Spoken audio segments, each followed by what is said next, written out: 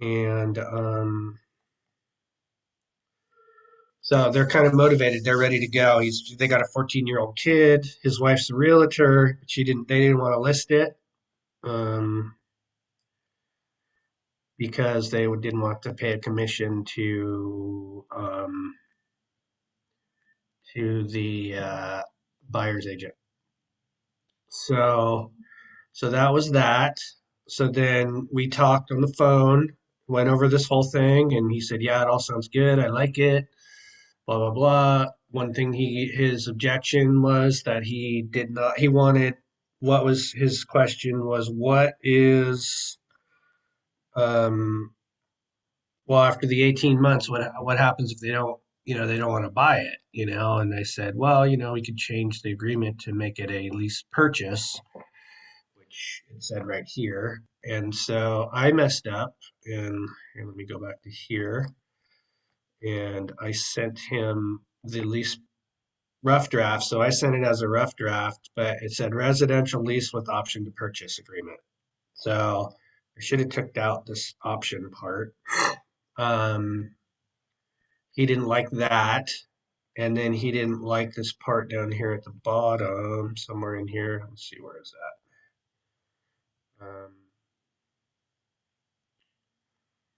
See, oh, this whole part. He didn't like this about how um, if there was going to be spongy floors, any serious building problems, foundations, all that stuff. So he didn't want anything to do with any of that. He wanted it to be sold. Are you trying to share your screen with us? Oh shit, sorry. Yeah, I'm sitting here showing you the contract and you can't even see it. Hang on a second.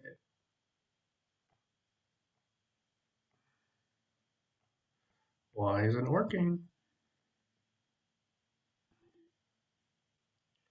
Okay, sorry about that. Uh, so yeah, so this is the part that I was talking about where it says residential lease with option to purchase. He didn't want the option part in there. He wanted it just to say purchase agreement. Um, he didn't like this whole part in here about if there was going to be um, anything that had to do with the property. He didn't want to be a landlord all of a sudden, basically, is what it came down to. And the other one that he didn't want to do was the whole part about somewhere in here. I don't know where it is exactly, but it says that once the lease is over, I think it's in the very beginning. Um,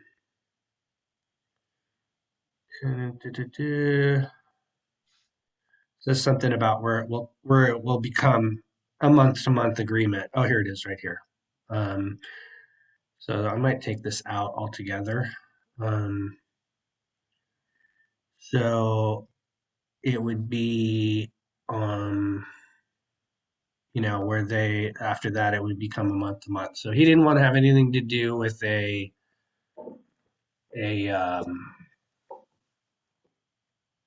being a Lease. landlord. Yeah, being a So did he understand that he wasn't going to be a landlord? He was that we would take care of the property and all the maintenance. yeah, absolutely. And because I showed him that in that first thing, in the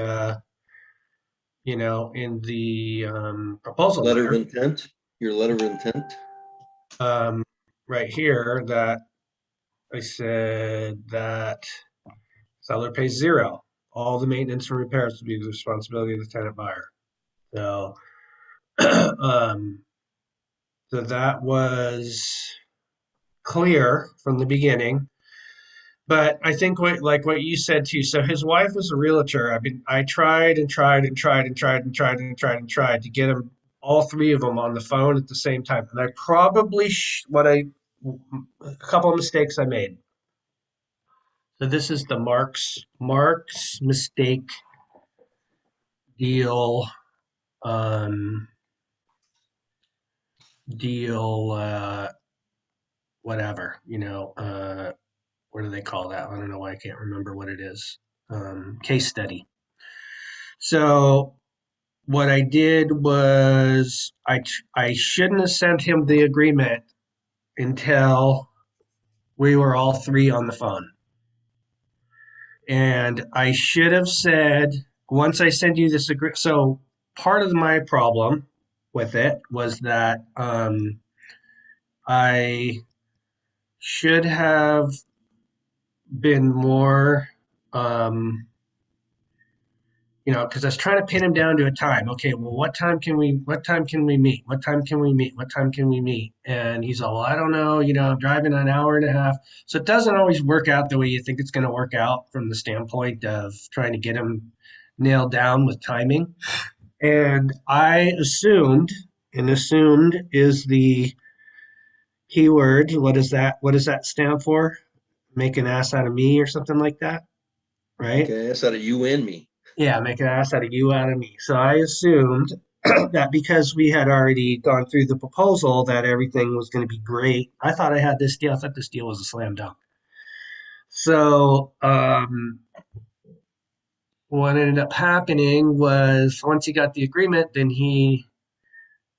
it completely changed because he saw it as just a lease, and I said to him, I said, well, what if we change the agreement? I told you it was a rough draft and we could go through it, and he's all, no, I don't want to lease. I just want to sell it. I just want to sell it. I just want to sell it. I just want to sell it. So,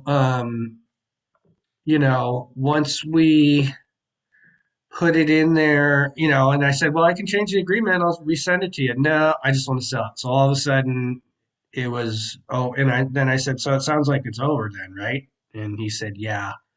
I think it's over. Unless you want to buy it for 100,000, take 10,000 off it, then we can do the deal. And so I set it up as a B lead and a follow up, and I said to him, I said, hey, like I said from the beginning, you could always say no, and if why don't we just remain friends, and I can maybe follow up with you in 30 days and see if anything's changed.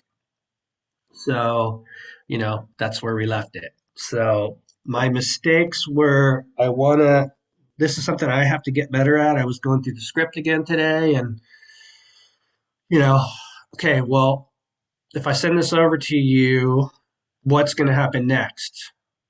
Boom. That's what I should have said. Didn't say it. If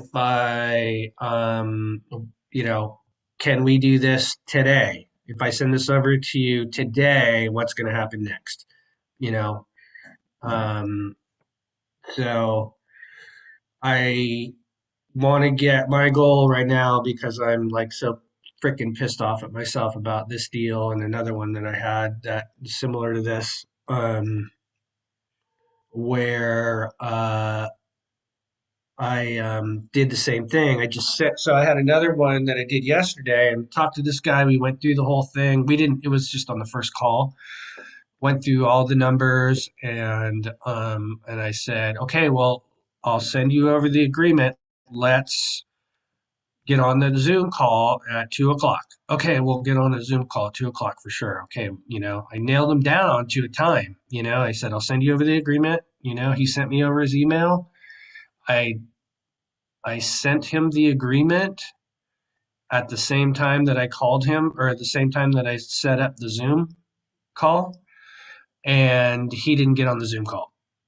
And then I called him and texted him. He just completely freaking ghosted me. It was like a full on. They were totally agreeable to the whole thing, and they hadn't even seen the contract yet. I had set up a time, you know, boom, actually did everything the right way. And this is just goes to show you that sometimes that even when you do things right, it doesn't work. So anyway, what I'm gonna do with that guy is I'm gonna call him back on a different phone number because it's in Louisiana and I have a Louisiana phone number. So I'm gonna call him back and be like, "Hey, this is Mark. We were supposed to talk yesterday. Should I do that right now? Maybe. What do you guys think? That'd be a good thing to do." Yeah, that sounds fun. Let's see. Wait, so the first thing you sent him wasn't an agreement? It was just like a It was a letter of intent? proposal letter. Yeah. Oh, okay. Um, this ought to be pretty fun. So let me change my number.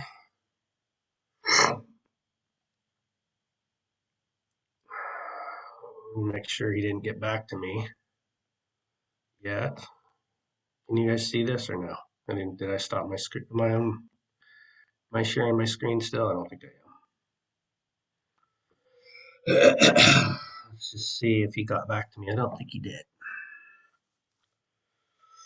All right, we're gonna give him a call. So this is, you guys can see my notes. So it's 85,000, 950, 3,500 was what the deal was for 18 months. So let's see what happens.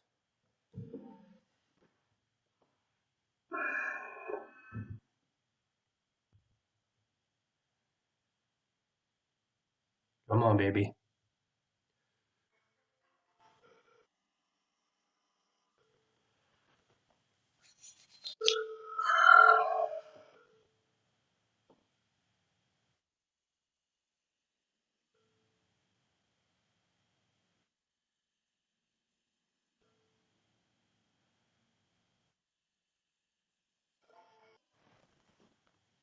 We'll try it again.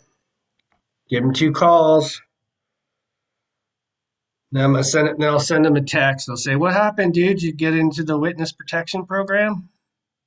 You okay?"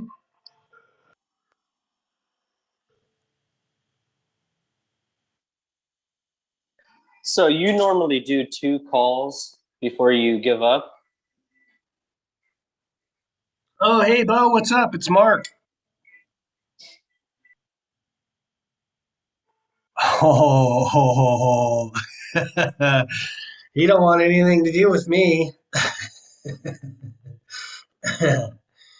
So I don't know. I don't know what I could have done different on that one. You know, they just decided they don't want everything to do with me there. So what do you guys think? What else could I have done? Anybody got any ideas? Vernon, great to see you, dude. Great to see you. Uh, Glad to be here. Glad to be here. yeah, how you feeling, buddy? Doing the best I can with what I have. Yeah, I'm all right. good. Good to hear your voice, man.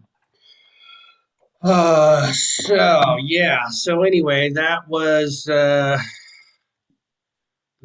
one that I don't really know what I could have done differently on that one. So it was they were all for it, and then all of a sudden they weren't. So um so yeah, that's two two two rough ones in one day. So uh, all right, so me and Ed were talking a little bit about doing some. We're going to do a little bit of accountability stuff, and what exactly do you want to do on that, Ed? What are you thinking? Well, first thing is just, kind of getting ourselves organized. We're going to try and, get ourselves to do our 5 calls a day. And we've had a few people starting to load those up. We've got um, Garrett's placed some, Alan's placed some. I think one other person, trying to think, but yeah, we haven't even gotten it launched, and we've already got people, recording their calls, and loading up the program there under the accountability tab. So that's the key thing is, just making yourself accountable for what we're supposed to be doing. One of the things we were talking about is, Thursday. It's Thursday, in a lot of people's minds, they're thinking, well, the week's over. Thursday, heck, tomorrow's Friday, and then the weekend, and then, it's all done. But if you look at it from the view of you've got, 4 days left of this week, being Thursday, Friday, Saturday, Sunday, you've got over 50% of the week left to work. So for you part-timers out there, that's good news, because you still got over half the week to make something get accomplished. So so that's what we're doing. We're going to be talking about just trying to get yourself organized with people to call. Try and get at least 5 in. That's not that's your goal as your minimum. Anything over that will be gravy. But that's what we're going to be doing, and kind of getting ourselves ready for the weekend. on Thursday, as far as, getting ourselves organized. Do we have our phone numbers that we're going to be working off of? Are we doing, good way to think about it is, from Thursday, Friday, Saturday, Sunday, you're reaching out, and then you've got the following week, Monday, Tuesday, Wednesday, to be doing your follow-ups. So you're reaching out. We'd love to sell everybody today, but sometimes that's just not possible. We know that. Although that's our goal, you've got to, try and get that contract sent. But there's going to be times where we just have to follow up. So just getting ourselves organized where we're doing that, and just keeping up with everybody to see how you're doing and see if we're getting, contracts sent out. And that's the bottom line. You're sending out an agreement at least once a day when you're working. So that's kind of what we're talking about. And then today I just wanted to talk about the power of 45 minutes. The power of 45 minutes is really important to us to get phone calls made, to actually sit down and start dialing the phone. There's a lot of things that go on in between there, but the actual phoning time, can you get 45 minutes of focused time to sit down and make it happen? Can you schedule that in your day where when you're going to be doing it? And we always say, an hour. Hey, how much is 45 minutes where you can actually, reach out to people, try and get a conversation going, and build a relationship and solve a problem? That's what you want to do. You just want to have an opportunity to communicate. So can you find that time where you can make that call that could change, your income to say $5,000 or $10,000? That's what we're talking about, by getting a situation going and getting that opportunity. And that's what it's going to pay you once you get the ball rolling, and then some. But that's what you'd probably be looking at, just to, as a minimum. So set aside now that 45 minutes, get the distraction out of your way, turn off the social media, get the Facebook put away. You can get back to it later. And the Twitter and your social media, just get it out of the way for 45 minutes and focus. Give me some strong focus, and I think you'll see results if you can schedule it in your day. So that's what I I wanted love to share that. today. I got a question. I got some questions for you though. So let's go Perfect. through how you set yourself up for that 45 minutes. Okay, so you probably are scraping Zillow, and so you're going to have leads. That's what we're trying to promote, to get you in a position to do that at minimum. And there's other ways, of course. So you've got a list coming in. So say you're going to do maybe 500 for the week as a minimum. So try and get yourself, get those scraped, and then start returning the responses, on returning the responses that you receive from your SMS. And then from there, just, keep going, as far as the other calls that you didn't get responses on. So if you run out of people to call, you still have those people. But whether it's, 7 o'clock at night, 3 in the afternoon, 9 in the morning, whatever works for you, schedule that time and make sure you've got calls to make. And I'd say one of the most important things is maximize that 45 minutes on the phone.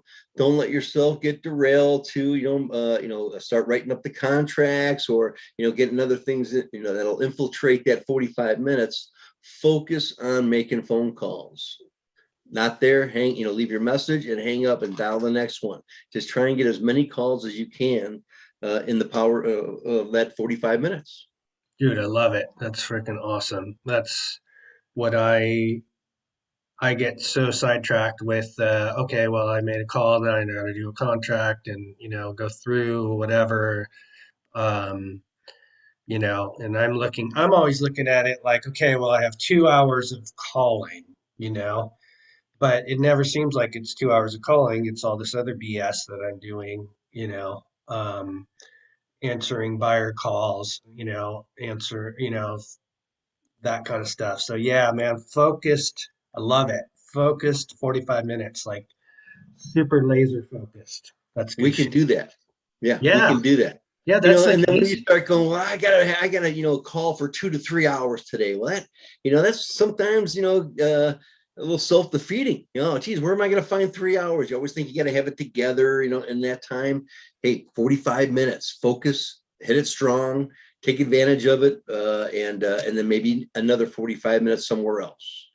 Right. Take 15-minute break and then jump back on the phone and dedicated 45 minutes to dialing and talking. Can I help somebody today?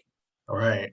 I've found too that if I take a little bit of time, so let's say I'm on the phone for an hour or whatever, and then I take a little bit of time and like get away from my desk and like go not watch TV or do any of that shit, go outside for a little bit and maybe walk around and get some fresh air and then, come back, maybe get another cup of coffee and, but I like the 45 minutes. I mean, it's a good challenge, I think, to look at like, okay, so you give yourself 45 minutes, maybe put a timer on your phone and then see how many calls you can do in 45 minutes. Like, okay, I'm just going to go balls out for 45 minutes and see how many I can do. I'm going to do that today and see how that Love it. works. Yep, absolutely. Yeah, get a little chit section, like you do the 1, 2, 3, 4, and then slash across for 5. Just Yeah. keep that count going. How many phone calls did I make? Well, I And have then of this course, and I know it's going to probably come up backwards, but I have this whiteboard that I did and it's got like calls, uh, follow-ups, and what else does it have? Oh, like a half hour of marketing and then voicemail. And then, going through the script today, my word of the day on the script is today. You know, if I was to write this contract, what would happen, today, what's going to happen next, so, um, I want to be able to get stuff done today. I fucking put shit off all the time or, make it drag out or, oh yeah, I'll call you tomorrow. Is tomorrow morning okay? It's like, no, it's got to be today. yeah. So, And there's some great visuals too. So for instance, I had a buddy one time, he would roll the dice, 2 die. And however, many came up, he wasn't leaving until he got that many contacts. And so, if he rolled the, snake eyes, oh, I'm getting out early, but then, double uh, box cars would show up and that's he'd cool. pull his jacket off. He's like, all right, man, I'm going to get to it, Yeah, So we yeah. So just you kind of get, use that as a little motivation to how many calls am I going to do? Because, if you just say 5, that's great. I mean, that's the minimum, but everything over that is gravy.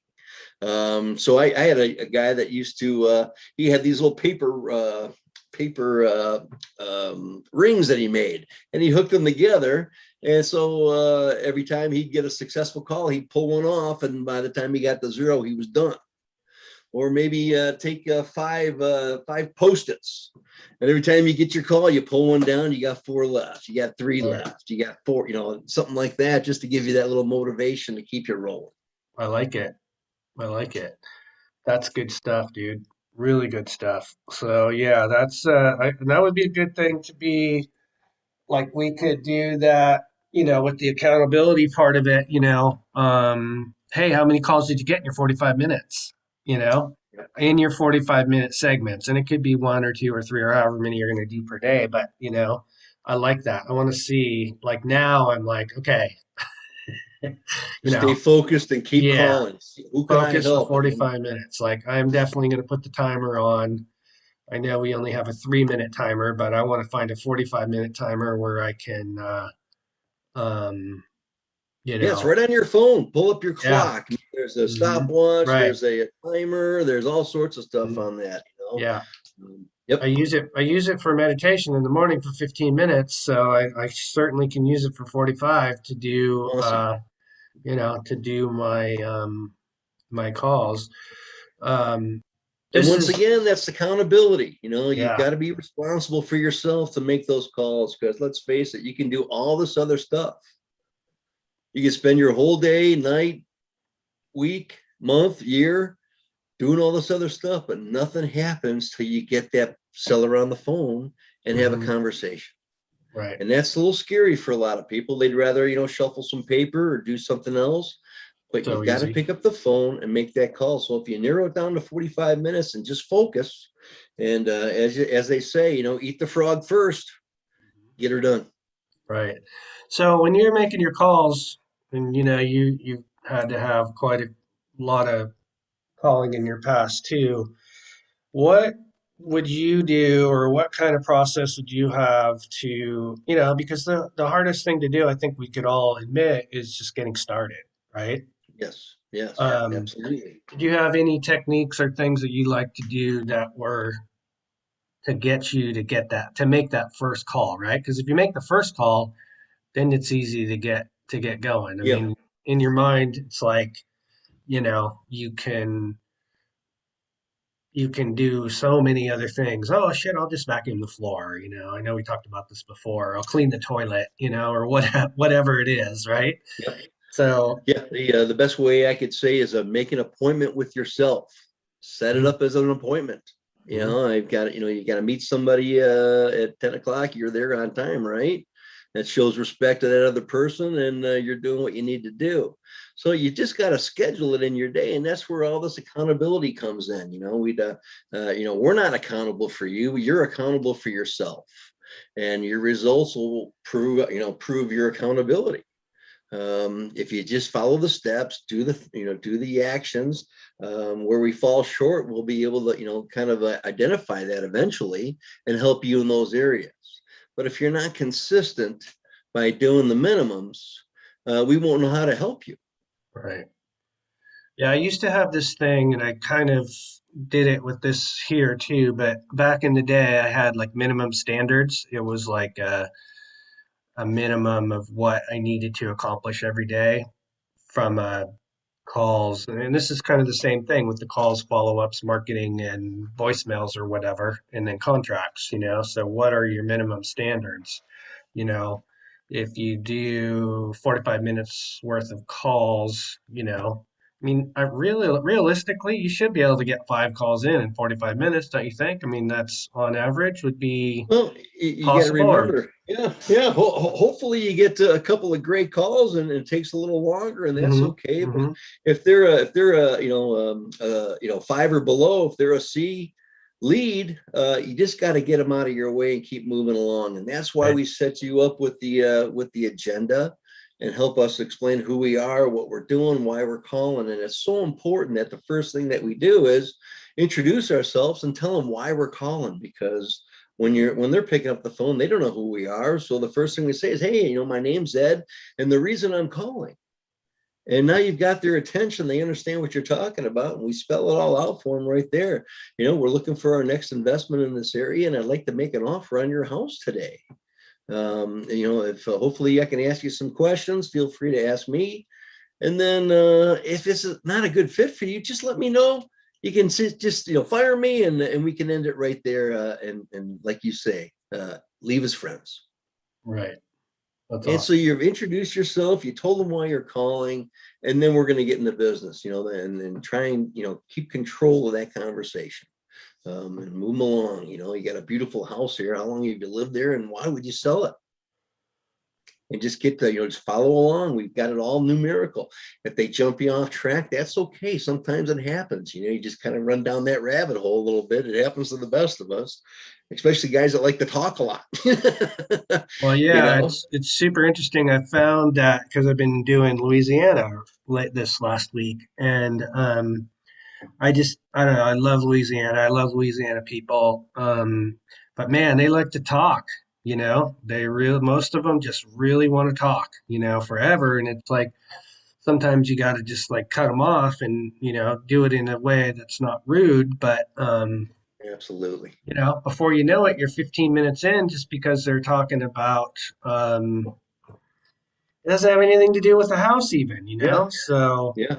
I got this thing. I think you guys can see my screen, but Yep. this is the accountability thing, and I think this is like super important for us to sort of work as our basis. Justin had set this up with 1,000 scripts per week, five conversations submitted every day, so that's in your 45 minutes.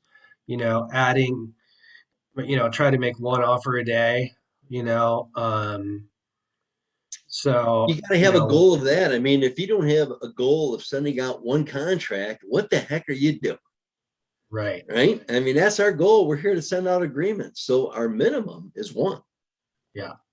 And I think something's really important maybe to add to this too is the follow-up part. It's like Yeah, you can send out a contract, and I've done it before, send out a contract and then never call them back, right? oh yeah, It's like you yeah. gotta call them back, and Hey, just it's crucial. yeah, because I know that when I was working with or doing the Joe McCall and Gavin coaching thing before I got into this thing is they, 90% of their deals were in the follow-up.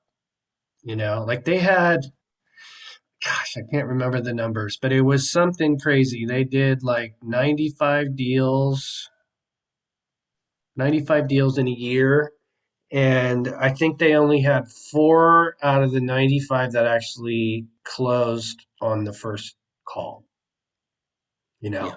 So, and follow-ups can be text, and obviously phone calls are the best, but still the touches are still important. And one of the things I'm going to start recording my calls too, and start doing this also, but I really think this is super important. Um, is this part right here. What could I have done differently, if anything, yep. uh, that would have made the conversation better? You know, that is such an important piece right there because, and once you start recording your calls too, because you don't hear yourself, when you're talking. Is that true, don't you think? I mean, for the I most agree. part, I you don't agree hear one hundred yourself. percent. So Yep. when you hear yourself, you're like, holy shit, did I actually say that? Or did I, what was my, Justin's been talking so much about the tone, you know, and the tone, like he was talking yesterday in the first, you have what, 6 seconds in the beginning of the call with your tone, um, that can make or break the call. Like he was talking about on that call yesterday that he had somebody that called him about and wanted to do a JV deal, and he's like, hell no, I'm not doing the deal with this guy. And it was because of his tone in the first 6 to 10 seconds, right? He's just like, no, this isn't somebody I want to work with, So practicing that, I think, is really, really, really important, and so yeah, today I got 45 minutes. I'm going to record my calls. I'm going to see how many I can get in, and you know, freaking go to town. See what we can do. We're gonna get some tools for everyone to use, where we're gonna have a form that'll, have, how many scrapes, how many calls, how many contacts, A, B, C lead, follow up, agreement sent, and the sales amount. And that's gonna be your line, per call and such that you're trying to get accomplished for that day. How many calls did you get? How many contacts did you make? And just like you're talking about, you'll be able to keep a little, stat sheet, and you know where you're at. So we're going to put something like that together to help everybody as well. But the follow up is key, because, like you said, it's probably 20% of the time you're probably going to close it on the initial call. So the other 80% is a follow up if it's a B lead. And what you got to remember is that that B lead is not only an opportunity, but it is your chance to prove your credibility. So meaning that, when you leave that conversation, you're going to have a follow-up time. Don't just say, I'm going to catch up with you next week, or, whatever that situation may be. You got to be specific on when you're going to reach back. So that way everyone understands what's happening and you're not chasing them. Because that's what happens a lot, as you'll find out, you'll just be chasing people. So you want to tie down the time and the day that you're going to be reaching out to them and being able to communicate with them. And by doing it on time, you're proving to that person that you're serious and you're the person that can, not only do what you say, but say what you do. And Yeah, it's crucial to be on time with that. totally. Connor was just talking to me about that the other day too, about how important that is. That he had a call where he had called somebody back and it was like 2 minutes early. He's, oh, sorry, I called you, a couple minutes early, from, he's like, yeah, well, the person responded and said, yeah, well, that's, it like made an impression on the person, that that he actually called when he said he was going to call, and did what he said he was going to do. And that is a huge credibility thing. If you say you're going to call, and believe me, I do it sometimes, and these are things that I need to work on myself. Yeah. If you say you're going to call at 10 o'clock and you call at 10:15, you know, for one, they may not even answer the phone, and secondly, you're not being on time. And I know growing up, when I raised, raising my kids, it was always about, being on time was 10 minutes early, especially for like sporting events or whatever. It's like, so we were always like, no, no, we got to go now. It's like, no, we don't need to leave at 9. We need to leave at like, 8:30 to get Yeah. there. So, those are the kind of things that do make a huge impression on people in general, for sure. Yeah, it's one of those things about going back to the basics Mhm. and being the best that you can be. So that really helps. So yeah, accountability. We're all self-managed, and let me tell you, the toughest guy to keep control of is yourself. Tell me about Uh, it. yeah. We all know how it happens. So, Yeah. uh, but if we can I- just narrow it down to the minimums that we have to get accomplished, and take great pride in achieving and then exceeding those minimums, then we're going to see results. And you're also going to see results if you don't get to those minimums, because the results will be minimal. Right. Those are the results you'll get. So you'll be either exceeding your results, or you're suppressing your results. And it's just a time. It's just that time management. Where's it going to be, and it slips away fast. You jump on that TikTok. Holy cow! I don't know if you've done that before, but all of a sudden it's an hour. You thought you'd be on for 5 minutes, and all of a sudden it's 3 days later. Right. Well, this is what I've been doing. I don't know if you can see that, but Yeah, love it. this is my thing, and I have my calls on here, and all my stuff, and my, goals in one corner, and in my, Hey, just my to show schedule for the day. that I Yeah. also am doing what I talk about as well. Mhm. To So schedule the day. I'm, I'm 4 days inconsistent. So, but now it's like, okay, it's so funny because when I come to realize, it's so easy for me to like not do it at night. So I've been doing this at night before the next day, because Vernon had said, Brian Tracy, that frog, and Brian Tracy talks a lot about um, scheduling your day the night before, because then it gets into your subconscious mind, and then you're like, then you look at it first thing in the morning, and then you're already on your way. It's so important to be able to have that going for. It's a momentum thing. It's super super simple, but like, so I have my notebook in my backpack usually, because it's with my computer, and I come over to Connor's to work, and then I go home, and I'm like, last night I'm thinking, oh, I don't really want to write that shit down, and I'm all, you know what, fuck it, I'm pulling the freaking thing out and doing it. So I'm in uh I'm in 4 days. I got to get to that 21-day thing, so that, or more, or 30 days, so that it's a habit. And Yeah. you know, I can't miss anymore, and that's all part of the accountability for me too. Is, I have, actually, with my girlfriend, we had talked about that I need to work together with her on being accountable. And my thing with her is I want to be accountable with making my list every day, so it's just a simple thing. And I just tell her, hey, yeah, I did it, it's like text her and say, yeah, I did it. I took care of it. So, that's all part of it. So, I think we're on the right track. I love it. Yeah. This is good, So, The uh, power of 45 minutes, baby. yeah, Make it work for you. It could be $5,000 or $10,000. or more, Or more. I Or mean, more. Alan and I were Absolutely. talking about that last week, and about, he was, before we ended up doing that deal, like that day, like, this is just how stuff happens, is that day he was saying to me that, I think I'm going to have to get a job. I think I'm going to have to stop doing this real estate thing, and on that call lab, I think I talked about in that one show that, it was just him and I on the thing. I'm like, well, let's just do this deal together. Let's work on it.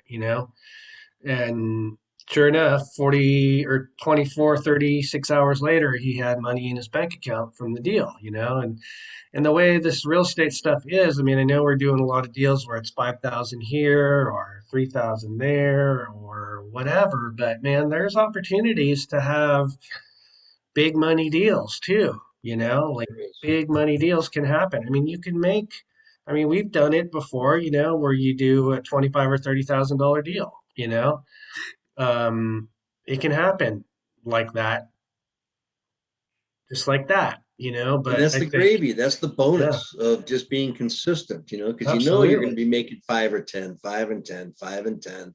So you can kind of almost put some metrics together. Where do I have to be? All right, I want to make 10 grand. I want to make, 10 grand a week. So, you got to send out at least 3 to 5, maybe 10 contracts. I don't know how many it's going to take to get to that one that you get the deal on, and you'll figure that out. And then, like you said, as we get better, because I'm in the same situation, I'd sent some agreements out, but I didn't do a good enough job tying it down. If I do send this one, like I've got one, it's open ended, and he took a couple weeks to get to his attorney, and then I haven't heard from him in the last 4 days since his attorney's back. So shame on me for not being more Right. specific. And Well, there's a we learned. great, there's a great, and I use this with my girlfriend actually because it has a lot to do with, so it's Gary Vee. Um, he says, if things are shitty in your life, it's your fucking fault. You know, Right? I mean, that's we're the accountable whole, for that too. yeah, it's like it's being 100% responsible for everything in your life, right? So if things are shitty in your life, it's your fucking fault. So I had a that's buddy, stuff always happened to him. I said, you ever think about, what your actions are, participating in this, you might be bringing it on yourself a little. yeah, yeah. And that's true. I mean, really, if you look at it, it's like you can, blame victimism, oh, I can't get any deals, like one of the words I told my kids that they were never allowed to use was the word can't. There's no, I used to always, they'd say, oh, I can't do this, or I can't hit the ball, or I can't field the ball, or I can't do this. I'd say there's no such word as can't. Absolutely. It's just not allowed in this family. That word is not allowed, Can't so and hope. Hope is yeah, not a strategy. right. Exactly. I heard Exactly. that a million times in my Yeah. life. Yeah. So, we can, you know, uh, get deals, and that's what we're all talking. And Ed and I were talking a lot about this is that, the word we, it's so the we is this whole club, we are in this club together. We are here to help each other out. We are here to help you guys get to where you want to be and all that stuff. And, always love to have you guys call and, ask questions. I don't know, does anybody have any questions about anything?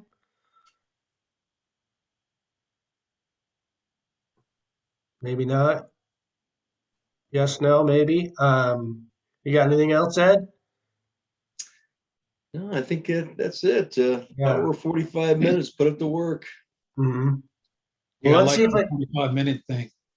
45-minute thing is nice. I oh never thought yeah, of it.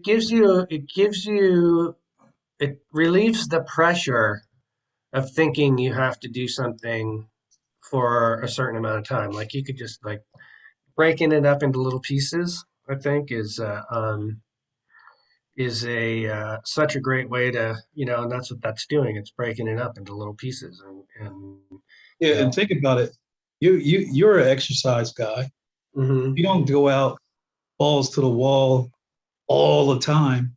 You break it up. You do sets. You do reps. And when you're on that phone, you lifting up a heavy phone every day. hmm That phone is heavy. Well, it's heavier than any freaking any other, set of weights that I'm Oh, and by the way, I won in basketball today, and Connor is so freaking pissed right now. So just to let you know, I just got to let everybody Let's know. take this opportunity to promote Yeah. that. I love That it. phone is heavy, man. That phone is heavy. It You got is, so Yeah, you much know. weight. and you know what? Great point. And Berna, a sports analogy to that too is you start getting better as you're doing it, and you get more consistent. Because when I first started playing racquetball, I'll never forget. This guy was probably 70 years old. He was in decent shape, but he was 70 years old, and I was 20. And he was running me around that freaking court. I'm the only guy just like gasping and sweating. He's just standing right in the middle. He had his position. He knew where he needed to be, and he just ran me like a dog. And I figured, wait a second, maybe I want to be standing in that spot, And eventually I learned, all right, now you run a little bit. But you just get better as you move along. Yeah. Yeah, and keeping it simple, man. I think that's just such a great like the 45 minutes. I mean, that's simple. Keeping things simple and not trying to overthink stuff. And you know, you know, But I Justin's hate, got. but I hate to say though, we have to admit, doing the business of real estate is not simple. It's not.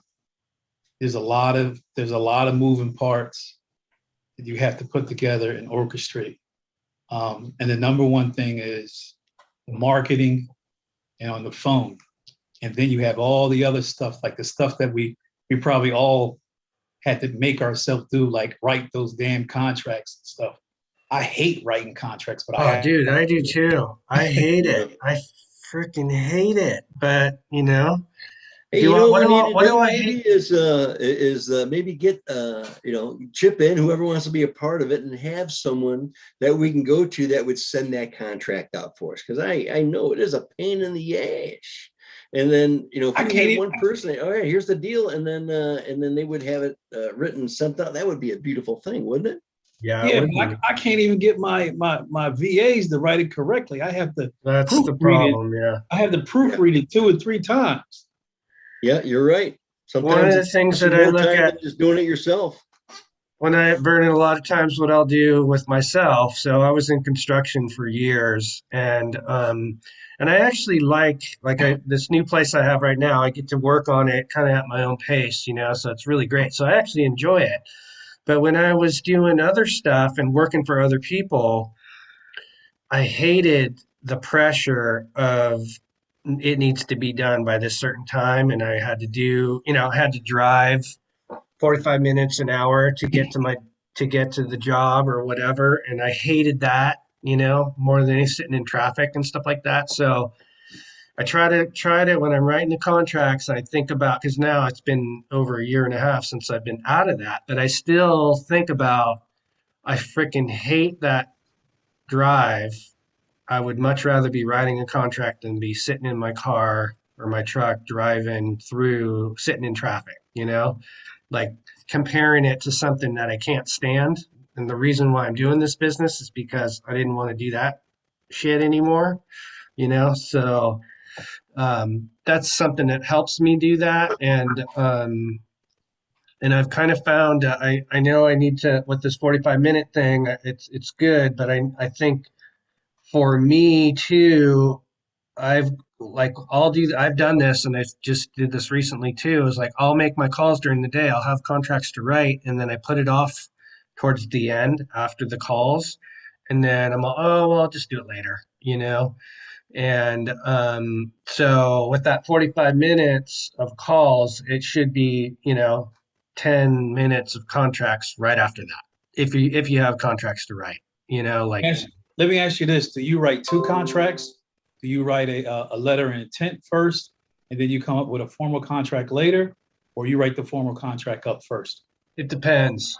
Completely depends. It depends on how motivated they are and stuff like that. It is if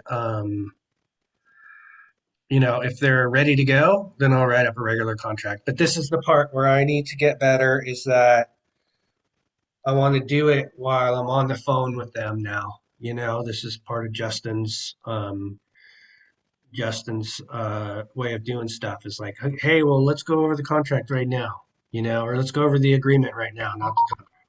And okay, so your name will be this, and here's the deal with the rental amount's going to be this, and the address. I just want to make sure I got the spelling right, and go through it with them Mhm.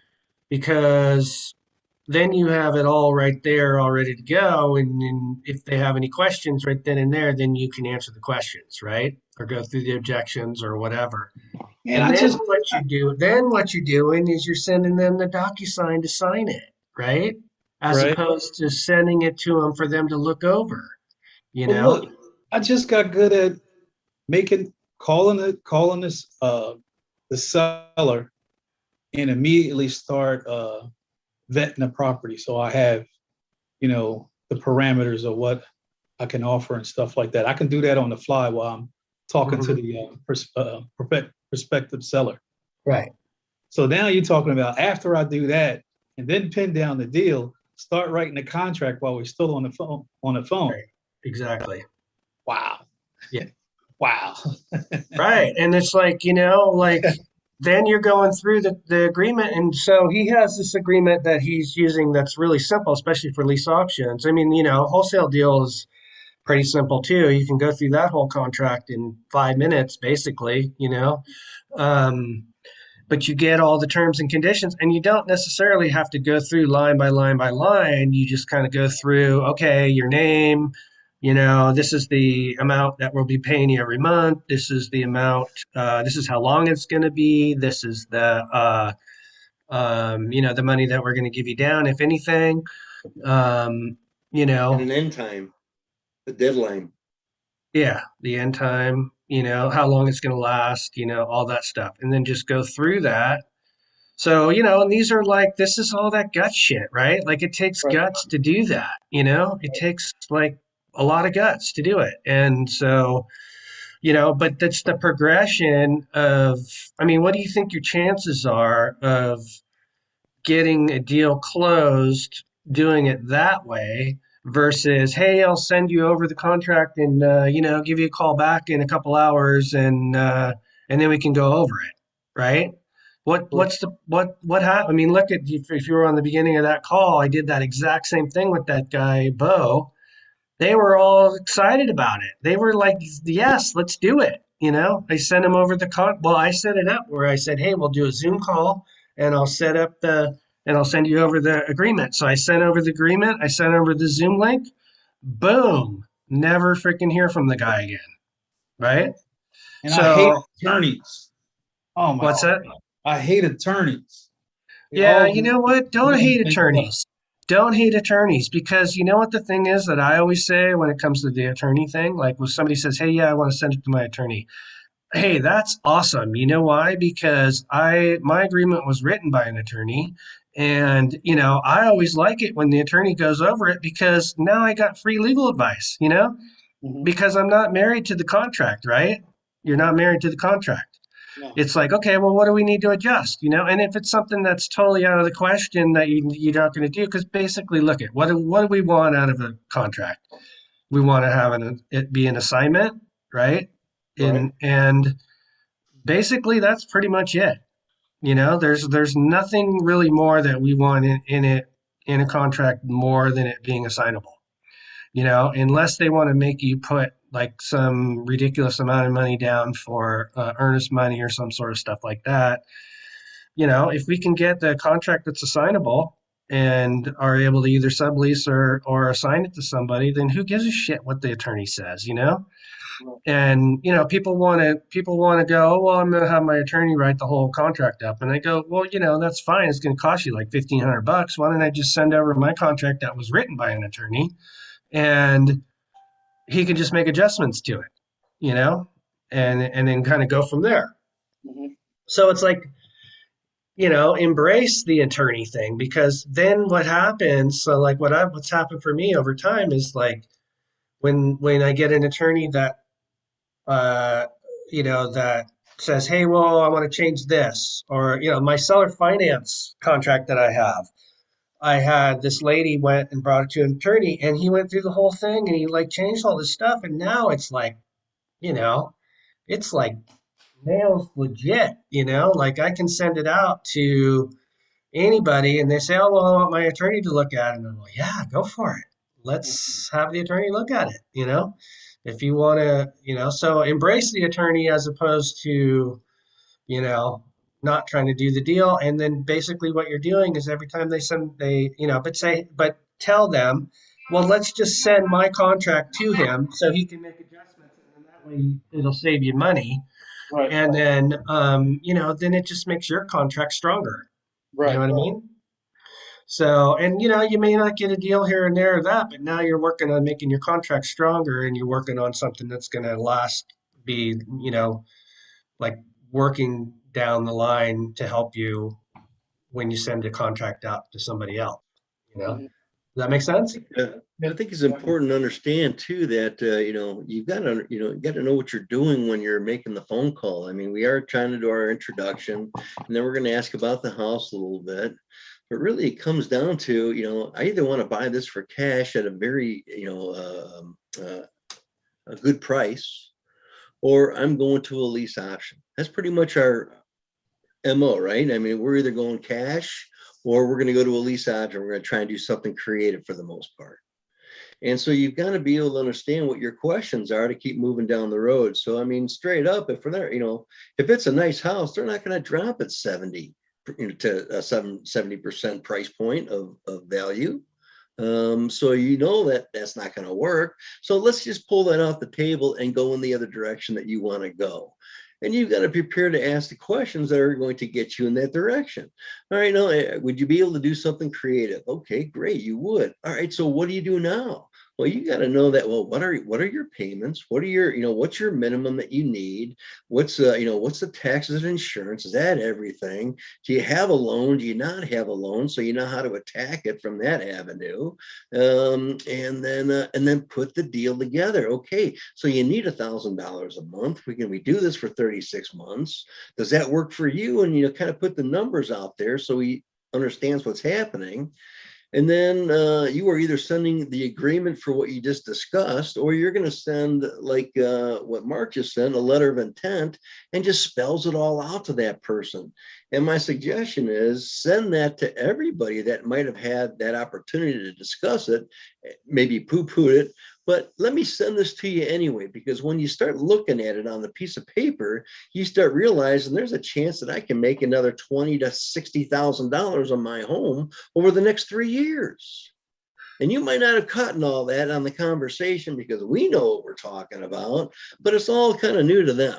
Absolutely. So That's a great point. And I was wanted to interject that to you too. It's like, okay, so we're doing this stuff every day, right? We don't think about, we're like, well, we understand it, and maybe we don't even understand it fully, but we understand it a lot better than somebody who's never done it before. You know more than know? they do. Yeah. So when you put it on paper and you show it, like you're saying, hey, this is what it actually really is. We talked about this, but I just want to be clear. Here's what it really is. And the thing of it is with that too, which I think the proposal letter thing is that becomes a B lead no matter what. Like once you send that out, now you got a B lead. So if they say no, then it's like, okay, we'll follow up in 30 days or whatever, and it just makes it, because you want to keep adding that B lead, adding those B leads because 90% of the deals are in follow-ups. Send something out, send something to that person where they can do the deal with you. Yeah. If you just, just hang out, if you just send one out a week, what's going to happen? But if you're, hey, well, just let me, put this in writing. And the person that I heard this from said he's getting like 1 out of 10 deals just by sending them out, whether they, and here's a great one too. Someone looked like a pretty good deal, and the guy just said, he didn't understand. He didn't want to do it. So they hung up. So he had his partner call back and said, hey, I'm the underwriter of the company. I just wanted to reach out.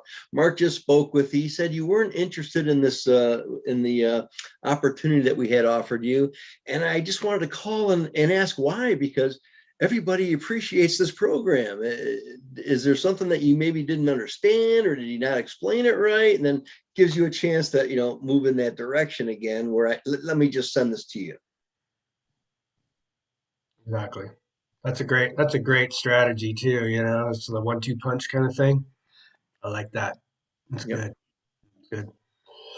All right, you guys. Well, we've been going for a little over an hour, and good conversation. We got some good stuff here. Let's get that. Everybody, I think everybody can commit to 45 minutes of focused calls today. So let's do it, and keep working on that accountability thing. And I know we're going to be putting out that well, I think you can still do it now, right? The accountability thing on the website. Is Yeah, that it's up correct? and running. So please, Yeah. everyone, take a look at the website. It's right there. Click on the accountability tab. I think it's like second off the top, and then it's pretty basic how to fill it out. It's really easy, and then record your phone call with the Buckaroo. I don't know if I'm pronouncing that correct, but and then you just attach it. It's really easy, and we've already got some people doing it. If you can, jump on it today and or this weekend, and try and get some recordings. And it's great to review what you're doing, and we look forward to helping you be able to Hey, fill in the gaps. Hey, and we can get it all done together, right? It's so much better Yes. to do it as a we than as an I. Love it.